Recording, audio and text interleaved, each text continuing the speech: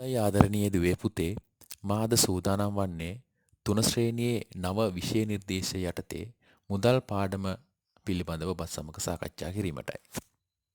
මේ පාඩම යටතේ මුලින්ම මා සූදානම් වන්නේ අප භාවිතා කරන කාසි පිළිබඳව හඳුන්වා දීමට. අද අපි භාවිතා කරන කාසිය අතර අගයෙන් අඩුම කාසිය තමයි මේ. අපි ඒ හඳුන්වන්නේ රුපියල නමින්.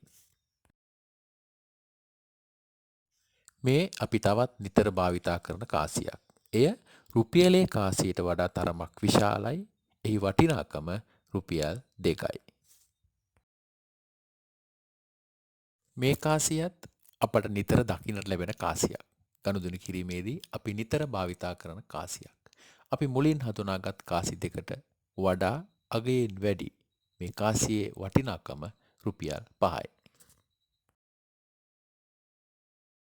ඔබ මේ දකින්නේ අද අපි භාවිතා කරන කාසි අතර අගයෙන් නැත්නම් වටිනාකමෙන් වැඩිම කාසිය. එහි වටිනාකම රුපියල් 10යි. හොඳයි. දැන් අපි සූදානම් වන්නේ ඔබ මේ හඳුනාගත් කාසි වලින් ගනුදෙනු කරන්න. එහෙනම් මුලින් දිස්වෙන භාණ්ඩයේ වටිනාකමට ගැළපෙන කාසිය ලබා දෙන්නට පුළුවන්ද කියලා ඔබ බලන්න. ඔබ මිලදී ගන්නේ ටොපියක්. එහි වටිනාකම රුපියලයි. එහෙමනම් ඔබ මේ සඳහා ගෙවිය යුතු කාසිය වන්නේ රුපියලේ කාසිය නේද?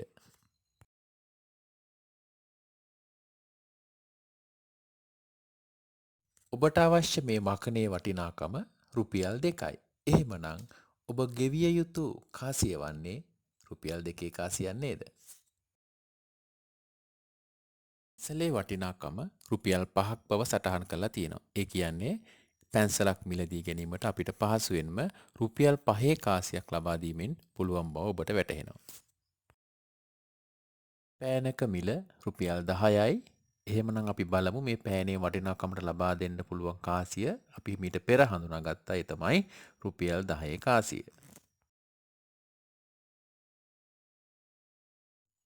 අඩි රූලක් රුපියල් 15යි. අපි බලමු මේ රුපියල් 15 කාසි වලින් ගෙවන්නේ කොහොමද කියලා. ඒත් එක්කම මම මතක් කරන්නට ඕනේ මීට පෙර අවස්ථාවලදී ඔබට මතක ඇති අපි සෑම ගණදෙනුවක්ම කරේ තනි කාසියකින්. ඒ වටිනාකම ගෙවන්න පුළුවන්කම තිබුණා අපිට තනි කාසියකින්. දැන් බලන්නකො රුපියල් 15 අපිට තනි කාසියකින් ගෙවන්නට හැකියාවක් නැහැ. එහෙනම් කාසි කිහිපයක් එකතුවකින් තමයි අපිට මේ වටිනාකම ගෙවන්නට වෙන්නේ. මෙතනදී අපිට ආකාර කිහිපයකින් මේ රුපියල් 15 සකස් කර ගන්නට පුළුවන්. මම මෙතනදී ඔබට පෙන්වන්නේ කාසි දෙකකින් මේ වටිනාකම හදා ගන්න පුළුවන් ආකාරය. එහෙනම් අපි බලමුකෝ රුපියල් 15 පහසුවෙන් අපිට හදා ගන්නට පුළුවන් 10 කාසියක් සහ 5 කාසියක් එකතු කර ගැනීමෙන්. එහෙනම් 10 කාසියක් සහ 5 කාසියක් එකතු කරලා අපිට පුළුවන් රුපියල් 15 හදා ගන්නට.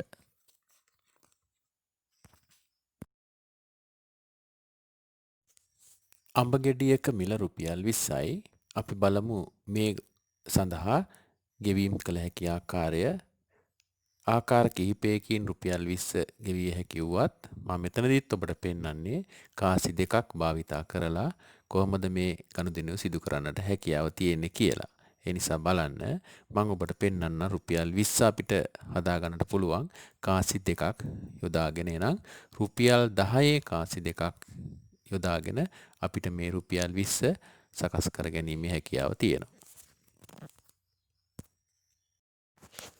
මීළඟට මම සූදානම් අප භාවිත කරන නෝට්ටු හඳුන්වා දීමට. අප භාවිත කරන නෝට්ටු අතර අගයෙන් අඩුම නෝට්ටුව වන්නේ රුපියල් 20 නෝට්ටුවයි. ඒ නිසා අපි මුලින්ම එහෙනම් නෝට්ටු අතරින් හඳුනා ගනිමු 20 නෝට්ටුව පිළිබඳව. ඔබට මේ දිස්වන්නේ රුපියල් 20 නෝට්ටුවක දෙපැත්ත දැක්වෙන ඡායාරූපයක්. අපි බලමු මේ 20 නෝට්ටුවේ ප්‍රධාන වර්ණය ගැන. සමහර තැනක රෝස පැහැය විදිහටත් මෙහි වර්ණය හඳුන්වලා දීලා තිබෙනවා. තවත් තැනක මදටිය පැහැය විදිහටත් මෙහි වර්ණය හඳුන්වා දීලා තිබෙනවා. ඒ නිසා මම මෙහිදී මේ දෙකම හඳුන්වා දීමට කැමැතියි. ඒ නිසා රුපියල් 20 නෝට්ටුවේ වර්ණය රෝස පැහැය හෝ මදටිය පැහැය කියන එක ඔබ මතක තබා ගන්නට ඕනේ. ඊළඟට අපි බලමු මේ 20 නෝට්ටුවේ වටිනාකම ඉලක්කමින් සටහන් කර තිබෙන අවස්ථා ගැන. ඔබට පේනවා ඇති මම මේ කහ පාට රවුමෙන් පෙන්වන්නේ මේ 20 නෝට්ටුවේ වටිනාකම දැක්වෙන අවස්ථා. වටිනාකම ඉලක්කමින් දැක්වෙන අවස්ථා. ඔබට පේනවා ඇති අනුව අවස්ථා 4ක් යෙදෙන බව. ඒත් එක්කම මේ 20 නෝට්ටුවේ වටිනාකම අකුරින් සඳහන්ව තිබෙන අවස්ථා දෙකක් තියෙනවා. ඒක මම මෙන්න මේ විදිහට කළු පාට කොටුවකින් සටහන් කරලා තියෙනවා.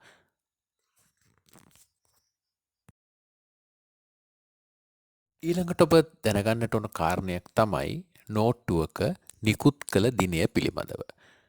සෑම මුදල් නෝට්ටුවකම වළංගු මුදල් නෝට්ටුවකම නිකුත් කළ දිනයක් සඳහන් වෙනවා. එය මෙන්න මේ කහපාට කොටුවෙන් දක්වා තිබෙන්නේ එම දිනය දැක්වෙන ස්ථානය. ඒ නිසා ඔබ බලන්න රුපියල් 20 නෝට්ටුවක් අරගෙන රුපියල් 20 නෙවෙයි සෑම නෝට්ටුවකම මේ ස්ථානයේ තමයි නිකුත් කළ දිනය සටහන් වෙන්නේ. ඒ නිසා මුදල් නෝට්ටුවක් අරගෙන බලන්න පුළුවන් ඔබට මේ නිකුත් කළ දිනය දැක්වෙන ස්ථානය පිළිබඳව.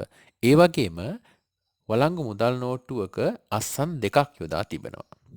එක අස්සනක් යොදනවා මුදල් ඇමතිතුමා විසින් එම ඔහුගේ අස්සන යොදන්නට ඕනේ.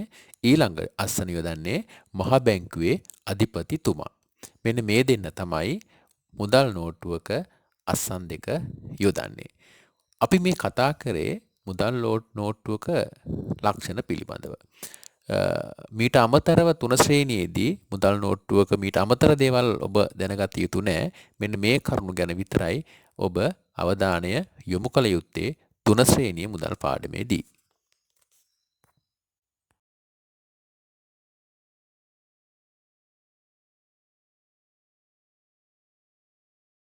මේ දිස්වන්නේත් රුපියල් 50 නෝට්ටුවක ඡායාරූපයක් ඔබට පේනවා ඇති. එම ඡායාරූපයේත් මුදල් නෝට්ටුවේ දෙපැත්තම දැක්වෙන ඡායාරූපයක් තමයි ඔබට දිස්වන්නේ. රුපියල් 50 නෝට්ටුවේ ඇති විශේෂ ලක්ෂණ ගැන කතා කිරීමේදී ඔබට විශේෂයෙන්ම හඳුන්වා දෙන්නට තියෙන්නේ මූලික වර්ණයේ වෙනස්කම පමණයි. මෙහි ප්‍රධාන වර්ණය නිල් වර්ණයේ විදිහට තමයි හඳුන්වන්නේ. ඒ අනිත් සියලුම විශේෂ ලක්ෂණ අපි රුපියල් 20 කතා කරපු ලක්ෂණ ටිකම තමයි තියෙන්නේ. ඔබට පේනවා ඇති කහ පැහැති වර්ණයෙන් දක්වා තිබෙනවා. මෙම මුදල් නෝට්ටුවේ වටිනාකම ඉලක්කමින් දක්වලා තියෙන අවස්ථා 4. ඒ වගේම කහ පැහැති කොටුවෙන් දක්වා තිබෙන්නේ මෙම මුදල් නෝට්ටුවේ වටිනාකම අකුරින් දක්වා තිබෙන අවස්ථා 2.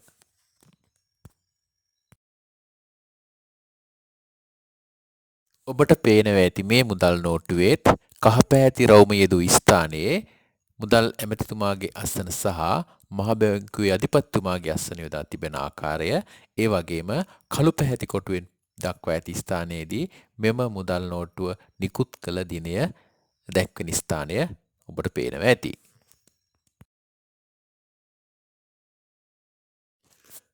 මේ දිස් වෙන්නේ රුපියල් 100 නෝට්ටුවක්. එහි ප්‍රධාන වර්ණය තැඹිලි පාට.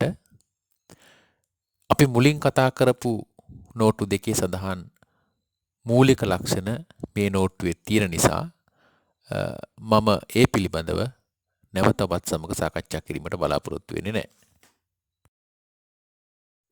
මේ දිස්වන්නේ රුපියල් 500 නෝට්ටුවක්. එහි ප්‍රධාන වර්ණය තමයි දම් පැහැය. අපි දැන් බලමු අපි කතා කරපු මේ මුදල් නෝට්ටු වෙන වෙනම ඔබට ඒ මුදල් නෝට්ටේ වටිනාකම අනුව හඳුනා ගන්නට හැකියාව තියෙනවද කියලා. ඔබට මුලින්ම දිස් වෙන මේ මුදල් නෝට්ටුව ඔබට හඳුනා ගැනීමට පුළුවන්ද බලන්න. අපි මීට පෙර හඳුනාගත් මුදල් නෝට්ටුවක්. මේ මුදල් නෝට්ටුව අපි හඳුන්වන්නේ එහි වටිනාකම අනුවයි. එහෙනම් බලන්න මේ මුදල් නෝට්ටුව මුලින්ම ඔබට දිස්වන මුදල් නෝට්ටුව රුපියල් 20 මුදල් නෝට්ටුවක් බව ඔබට හඳුනාගත්තා නේද? ඊළඟට බලන්න දෙවෙනියට ඔබට පෙනෙන මේ මුදල් නෝට්ටුව. ඔව්, ඒ මුදල් නෝට්ටුව රුපියල් 50 බව ඔබට පහසුවෙන්ම හඳුනා ගැනීමට පුළුවන්. හොඳයි. අපි බලමු ඊළඟට දිස්වෙන මුදල් නෝට්ටුව මොකක්ද කියලා. ඔව්. ඔබට දැන් පේනවා තැඹිලි පැහැති වර්ණයෙන් යුත් මුදල් නෝට්ටුවක්. ඔව්. තැඹිලි පැහැති වර්ණයෙන් යුත් මුදල් නෝට්ටුව වන්නේ රුපියල් 100යේ මුදල් නෝට්ටුව. හොඳයි අපි යමු ඊළඟ මුදල් නෝට්ටුවටත්. මේ දිස්වෙන මුදල් නෝට්ටුවට පහසුවෙන්ම හඳුනා ගන්න පුළුවන් දම් පැහැති වර්ණයෙන් යුත් මුදල් නෝට්ටුව. එහෙනම් මේ මුදල් නෝට්ටුවේ වටිනාකම තමයි රුපියල් 500ය. හොඳයි එහෙමනම් දැන් අපි බලමු මේ කාසි මාරු කරන්න පුළුවන් ආකාර තියෙනවා.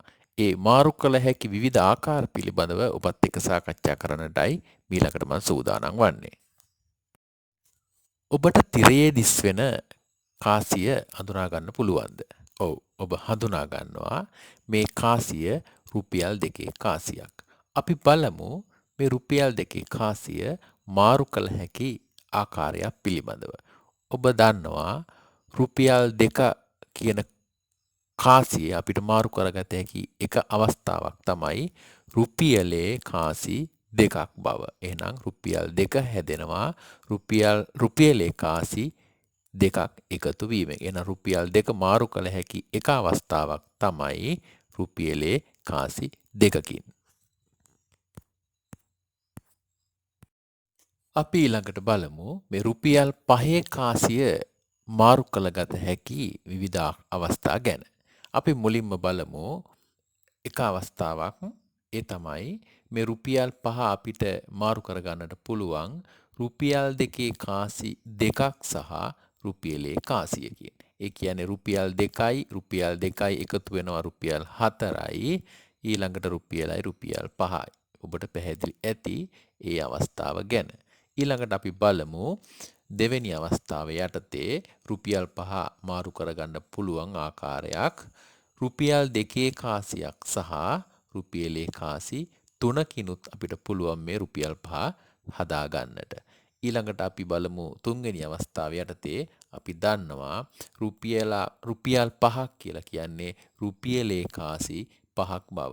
එහෙනම් අපි මේ ඉගෙන ගත්තේ රුපියල් 5 කාසිය මාරු කළ ගන්නට හැකි විවිධ අවස්ථා ගැන. දැන් අපි ඊළඟට බලමු රුපියල් 10 කාසියක් මාරු කරගත හැකි අවස්ථා ගැන. අපි මුලින්ම බලමු රුපියල් 10 කාසිය රුපියල් 5 කාසි දෙකකින් මාරු කර ගැනීමට හැකියාවක් තියෙනවා නේද? ඔව්. රුපියල් 5 කාසි දෙකක් කියලා කියන්නේ රුපියල් 10ක්. දෙවෙනි අවස්ථාව යටතේ අපිට පුළුවන් රුපියල් 5 කාසියක් සහ රුපියල් 2 කාසි දෙකක් සහ රුපියලේ කාසියකින් බලන්න එකතුව රුපියල් 10ක් හැදෙනව නේද කියලා. ඊළඟ තුන්වෙනි අවස්ථාව යටතේ අපිට පුළුවන් රුපියල් 2 කාසි 5ක්. රුපියල් 2 කාසිම 5ක්.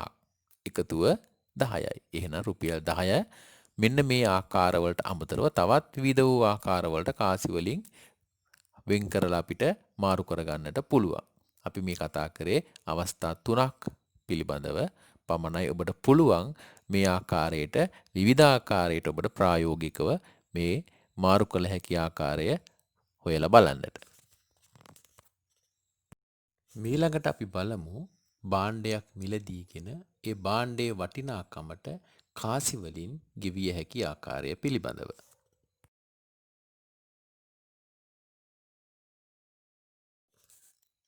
අපි දැන් සූදානම් වන්නේ රුපියල් 8ක් වටිනා පැන්සල් උල්කරණයක් එමත් නැත්නම් කටරයක් මිලදී ගන්න. අපි බලමු රුපියල් 8ක් කොහොමද කාසි වලින් ගෙවන්නේ කියලා. අපිට මේකට විවිධ වූ ආකාර තියෙන්න පුළුවන්. මම කතා කරන්නේ එක් අවස්ථාවක් ගැන විතරයි. ඔබ ඊට පස්සේ ඔබට පුළුවන් මේක ගෙවිය හැකි විවිධ ආකාර පිළිබඳව සොයා බලන්න. හරි. අපි එහෙමනම් මේ රුපියල් 8 කාසි වලින් ගෙවන ආකාරය පිළිබඳව සොයා බලමු. මම මේ ගෙවීම කරන්නේ මෙන්න මේ ආකාරයට. රුපියල් 5 කාසියකුත් රුපියල් 2 කාසියකුත් සහ රුපියලේ කාසියකුත් එකතු කරලා මං හදා ගන්නවා රුපියල් 8ක්. එහෙනම් රුපියල් 8 මම හදාගත්ත ආකාරය ඔබට දැන් පැහැදිලි. රුපියල් 5යි, රුපියල් 2යි සහ රුපියලේ කාසියයි.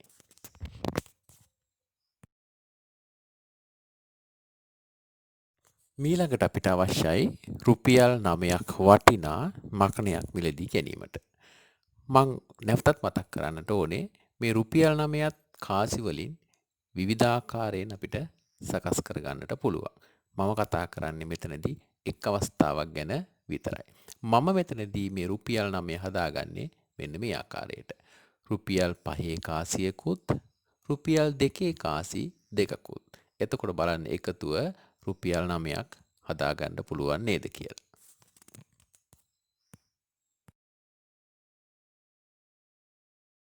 දැන් අපි බලමු රුපියල් 15ක් වටිනා මේ කතුර මිලදී ගැනීමට කාසි වලින් ගෙවිය හැකි ආකාරය පිළිබඳව. රුපියල් 15 අපි කාසි වලින් ගෙවන්නේ. බලමු අපිට පහසුවෙන්ම පුළුවන් රුපියල් 10 කාසියක් සහ රුපියල් 5 කාසියක් යොදාගෙන මේ රුපියල් 15 ගනුදෙනුව පහසුවෙන්ම කරන්නට. ඊළඟට බලන්නකෝ. රුපියල් 22ක් වටිනා පෑනක්. මේ ගනුදෙනුවත් අපි කාසි වලින් සිදු කරන ආකාරය බලමු. රුපියල් 22 අපිට පහසුවෙන්ම හදා ගන්නට පුළුවන්. රුපියල් 10 කාසි 2යි. එතකොට රුපියල් 20යි. තවත් ඉතුරු වෙනවා දෙකක්. එහෙනම් ඒ වෙනුවට අපි කියවන රුපියල් 2 කාසියක්. බලන්න තුන්වෙනි අවස්ථාව රුපියල් 12ක් වටිනා පැන්සලක්. අපි කොහොමද 12 හදාගන්නේ? රුපියල් 10 කාසියක් සහ රුපියල් 2 කාසියක්. දැන් ඔබට පැහැදිලි නේද? ඕනෑම ගනුදෙනුවක් අපිට මේ කාසි වලින් පහසුවෙන්ම සිදු කරගන්නට පුළුවන්කම තියෙනවා නේද?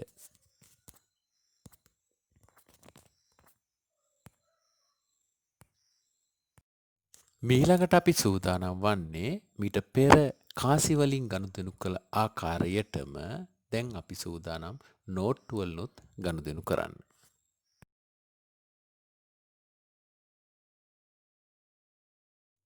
රුපියල් 40ක් වටිනා අඹ ගෙඩියක් මිලදීගෙන ඒ සඳහා වටිනාකම නෝට්ටු වලින් ගෙවන්නයි අපි දැන් සූදානම් වන්නේ. දැන් හොඳට මතක තියාගන්න යුතු කාරණේ තමයි අපි දැන් මේ ගනුදෙනු කරන්නේ නෝට්ටු වලින් පමණක් බව. එහෙනම් රුපියල් 40 අපිට ගෙවිය හැකි එක ආකාරයක් පිළිබඳව මම මුලින්ම කතා කරනවා. අපිට පහසුවෙන්ම පුළුවන් මේ ගනුදෙනුව කරන්න රුපියල් 20 නෝට්ටු දෙකක් ලබා දීමෙන් රුපියල් 40 අපිට සකස් කරගන්නට පුළුවන් බව ඔබට වැටහෙනවා ඇති.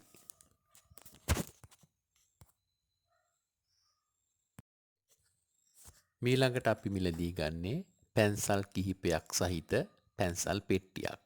එහි වටිනාකම රුපියල් 120යි. අපි බලමු මේ රුපියල් 120 ගනුදෙනුව නෝට්ටු වලින් සිදු කරන්නේ කොහොමද කියලා. ඔබට පැහැදිලිවම හිතා ගන්නට පුළුවන් එක් අවස්ථාවක් තියෙනවා. රුපියල් 100 නෝට්ටුවක් සහ රුපියල් 20 නෝට්ටුවකින් මේ ගනුදෙනුව අපිට කරන්නට පුළුවන්. මීට අමතරව තවත් ආකාර කිහිපයක් අපිට සකස් කරන්නට පුළුවන්. ඔබ නිවසේදී පාසලේදී නෝට්ටු කිහිපයක් සපයාගෙන නැත්තම් නෝට්ටු වල ආකෘති හදාගෙන මේ ගෙවීම් කළ හැකි විවිධ ආකාර පිළිබඳව සොයා බලන්න.